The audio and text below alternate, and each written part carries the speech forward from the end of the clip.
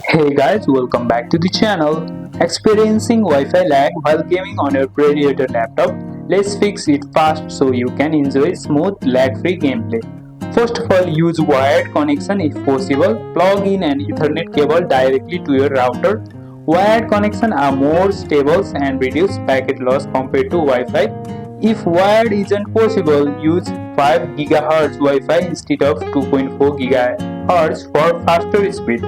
Then update the network drivers. Open the device manager. After you have opened the device manager, you can update the drivers from here. Outdated drivers can cause lag, ping spikes and disconnections.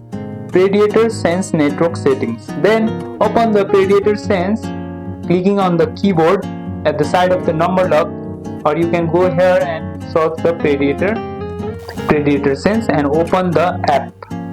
After you have opened this app, go to the network booster if available, or prioritize your game or streaming apps for better ping. Disable unnecessary bandwidth heavy apps running in the background. You can disable the application which is running at the background. Then Windows and game setting. Enable Windows game mode. Close background apps like Chrome, Discord or Cloud Sync apps. In game, limit FPS if GPU is maxing out.